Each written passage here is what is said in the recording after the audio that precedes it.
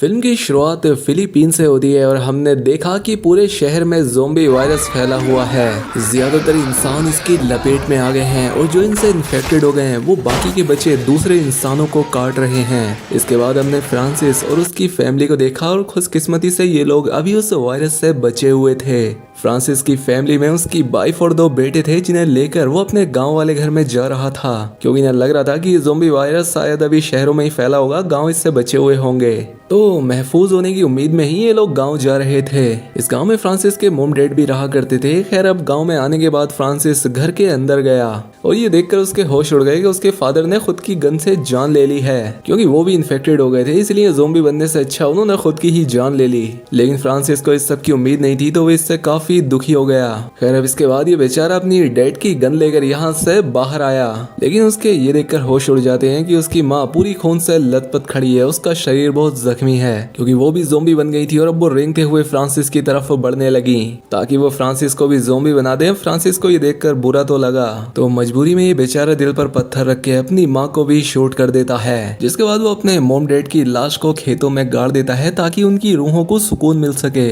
इसके बाद वो अपने फैमिली को समझाता है कि देखो, हम सब लोगों को अभी यहीं पर रहना होगा और यहाँ पर सभी रिसोर्सेस हैं, खेत है, तो हमें अच्छा खाना भी मिल जाएगा और हम यहाँ सेफ हैं और यहाँ पानी भरपूर है, तो कोई दिक्कत नहीं होगी। और अब इसके लिए उसकी फैमिली भी मान गई। यहाँ पर हम देखते हैं कि फ्रांसिस और उसकी वाइफ आइरिस आपस में नाराज हैं। लग रहा था जैसे इनका कोई तगड़ा झगड़ा हुआ था, तो इसलिए ये बात नहीं कर रहे थे। खैर, अब इन्होंने स्टोर रूम में जाने का फैसला किया ताकि जरूरत का सामान ला सके वहाँ से। लेकिन यहाँ कर इन्होंने देखा कि यहाँ तो केयर टेकर की लाश लटकी हुई है। दरअसल उसने ज़ोंबीज से खुद को बचाने के लिए ये किया था। यहाँ पर कुछ मुर्गियां भी होती हैं, तो फ्रांसिस अपने बेटे से कहता है कि केयर टेकर की जेब से चाबी निकालो और मुर्गियों को आजाद करके मेरे पास लेकर आओ। लेकिन ये देखकर फ्रांसिस का बड़ा बेटा काफी डरा हुआ था, तो फ्रांसिस ने कहा कि डरने का टाइम नहीं है, ऐसा समझो कि तुम्हारी ट्रेनिंग हो रही है, क्योंकि अगर कभी तुम्हारे सामने ज़ोंबी आ जाए तो तुम ना डरते हुए उसका सामना कर सको। खैर, अब इसके बाद वो डरता हुआ केयर टेकर की जेब से चाबियां लेने लगा, लेकिन वो इतना घबराया हुआ था कि बॉडी ही उसके ऊपर आ गिरी। इससे तो उसकी हालत खराब हो गई, उसके ऊपर कुछ खून भी लग गया। तो वो जल्दी से पंप के पास जाकर खून साफ करने लगा।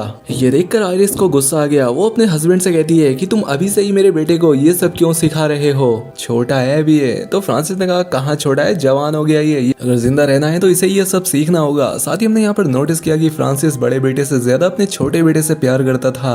लेकिन ऐसा क्यों था, वो दोनों बेटों में भेदभाव क्यों करता था, ये हमें जल्द पता लगने वाला है। शाम को सारे काम चेक करने के बाद फ्रांसिस और आइरिस बेसमेंट में गए और यहाँ अगर फ्रांसिस काफी घबरा जाता है। दरअसल उसके फादर बचपन में उसकी छोटी गलतियों पर उसे काफी कूटते थे और सारा दिन उसे बेसमेंट में कैद करके रखते। और इतने दिनों बाद यहाँ आने के बाद उसे फिर से पुरानी यादें आ गईं, जिसकी वजह से वो डर गया, लेकिन आइरिस ने उसे संभाल लिया। इसके बाद ये लोग खाना खाने बैठ गए। फ्रांसिस के बड़े बेटे ने कहा कि मेरे दोस्त ने मुझे एसएमएस किया था कि मैं अपने मॉम डैड के साथ पास ही के पहाड़ पर बने एक कैंप में जा रही हूँ। वो जगह एकदम सेफ है और वहाँ पर और भी बचे हुए लोग रह रहे हैं, तो हमें भी वहाँ चलना चाहिए। लेकिन फ्रांसिस ने ये बात सुनते ही झट से इनकार कर दिया।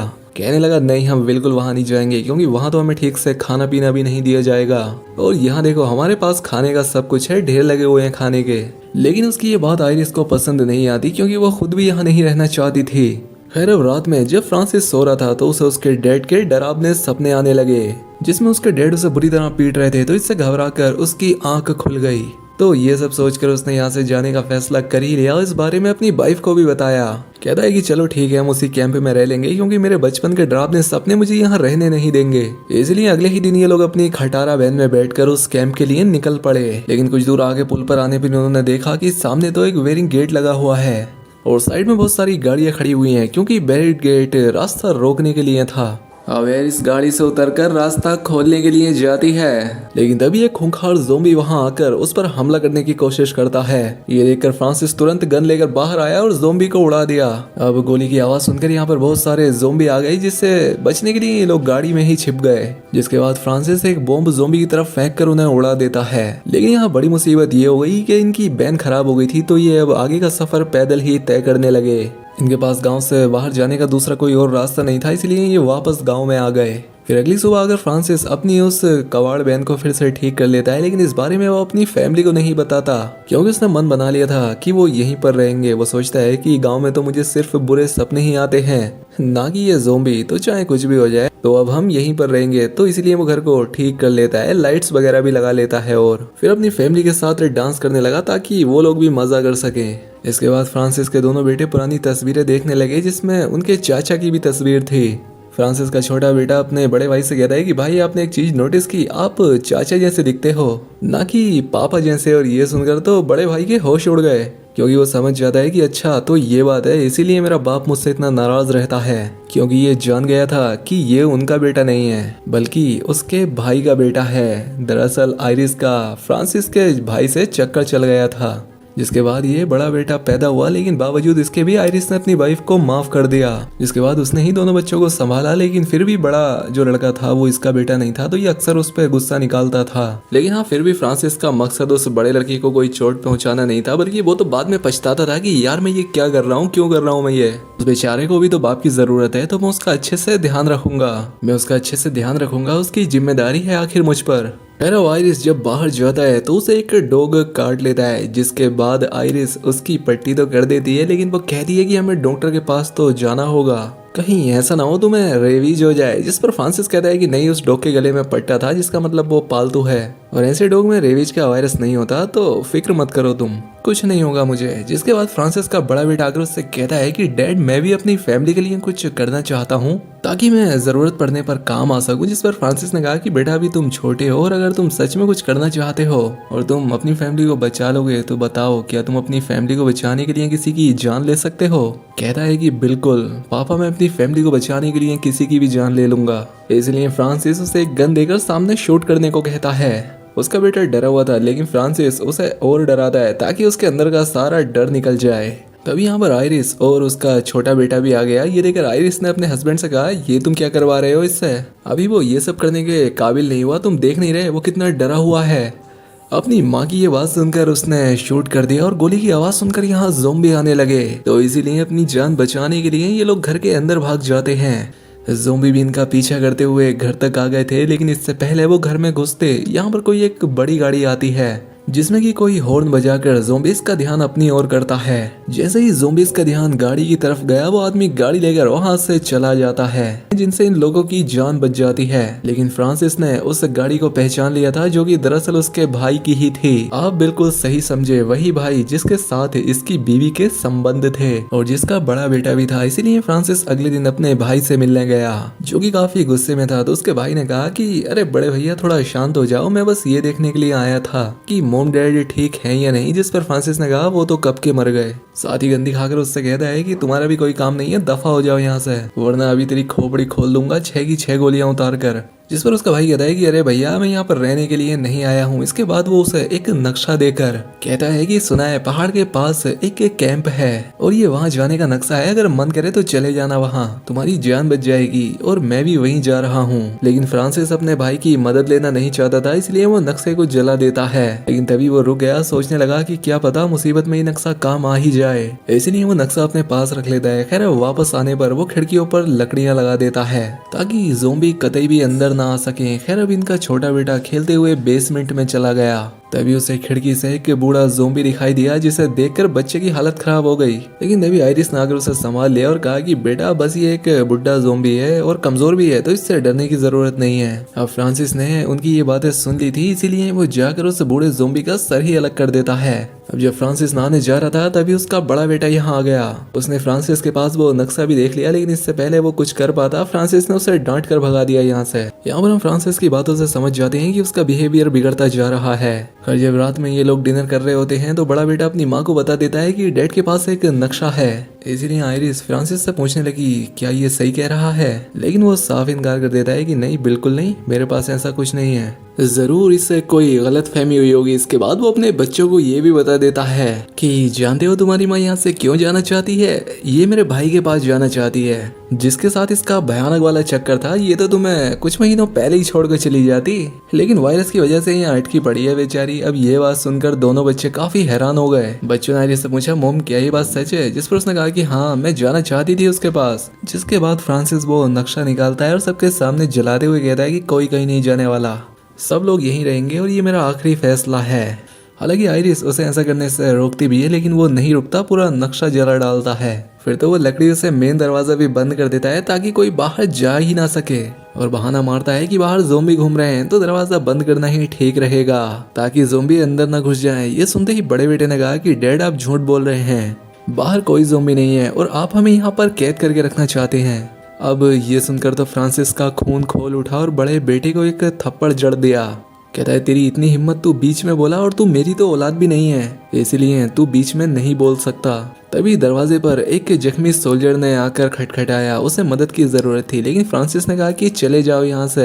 अब सोल्जर ज़ोंबीज़ का शिकार नहीं हुआ था, इसलिए बड़ा बेटा जबरदस्ती दरवाजा खोलकर सिपाही को अंदर ले लिया। सिपाही ने कहा कि मैं पहाड़ पर बने उस कैंप पर रहता हूँ, लेकिन आज वहाँ ज़ोंबीज़ का हमला हो गया जिससे पूरा कैंप तबाह हो गया। तभी एक आदमी गाड़ी लेकर वहाँ पहुंचा जिसने मुझे ज़ोंबीज़ से बचाया, और उसने मुझे इस घर का एड्रेस देते हुए, तुम वहाँ चले जाओ, वो मेरे भाई का घर है, तुम वहाँ आराम से रह सकते हो। और सच कहूँ तो वो बड़ा ही नेक इंसान था, और अब ना जाने वो जिंदा होगा भी या नहीं, वो फ्रांसिस के भाई को कह रहा था, क्योंकि मैं तो बचकर निकल गया था पर उसे ज़ोंबीज़ ने चारों तरफ से घेर लिया था। ये सुनकर आयरिस बहुत दुखी हो गई कि कहीं उसे कुछ हो न जाए, लेकिन फिर भी वो सोल्जर को इस घर में रहने की परमिशन दे देती है। फ्रांसिस ने कहा कि ठीक है तुम यहाँ रह सकते हो, लेकिन बेसमेंट में तुम मेरी फैमिली से दूर रहोगे, और इसके लिए वो मान भी गया। अब रात में बड़ा बेटा अपनी मोम के पास जाता है और रोते हुए कहता है कि मोम मैं जानता हूँ मैं फ्रांसिस का बेटा नहीं हूँ, इसलिए वो मुझसे प्यार नहीं करते, लेकिन मैं तो फ्रांसिस और बाकी सबसे प्यार करता हूँ, सबको अपनी फैमिली समझता हूँ। लेकिन मुझे लगता है कि यहाँ से बाहर जरूर कोई ऐसी जगह होगी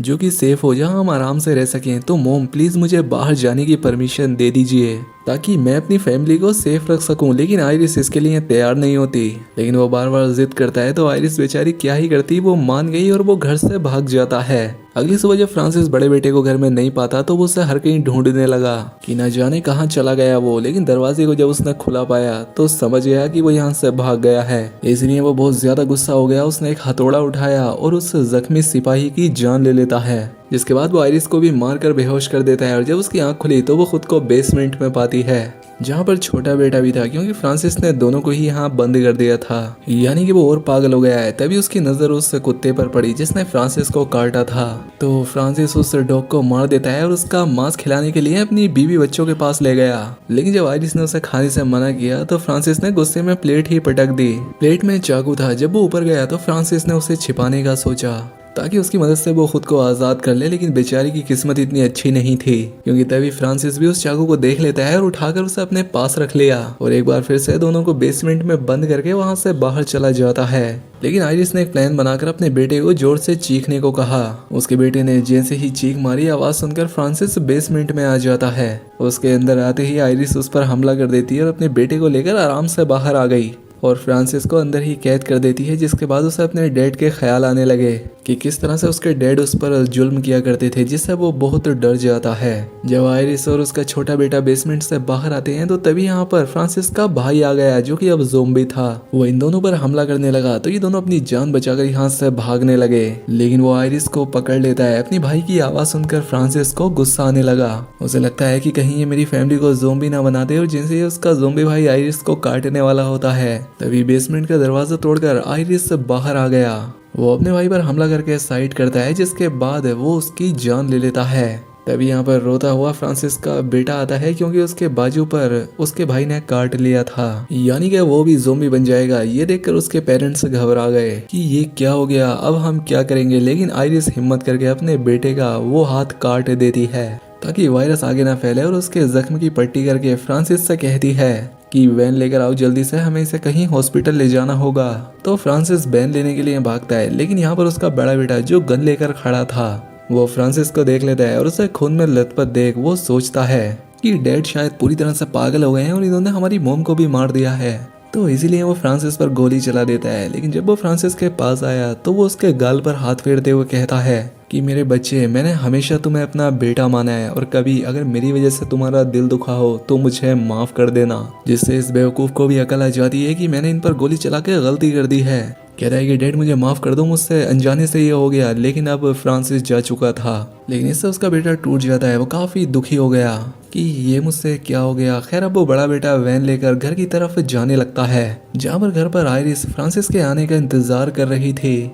लेकिन उसे क्या पता था कि अब वो तो मर चुका है। अब इस बेचारी के लिए ना तो फ्रांसिस बचा था और ना ही उसका भाई, जो कि इसकी देखभाल करता। इसलिए अब सारी जिम्मेदारी आयरिस पर थी, जहाँ पर ये बेचारी अब अकेले ही अपने बच्चों को आगे पालने वाली है, वो भी ऐसे वक्त में जब हर कहीं ज़ोंबी वायरस फैला हुआ है। और अब इनका आगे का सफर हम इस फिल्म के अगले पार्ट में देखेंगे। तब तक दोस्तों वीडियो कैसी लगी हमें कमेंट करके बताएं। चैनल पर पहली बार आए तो सब्सक्राइब भी कर लें। मिलते हैं अगली शानदार वीडियो में।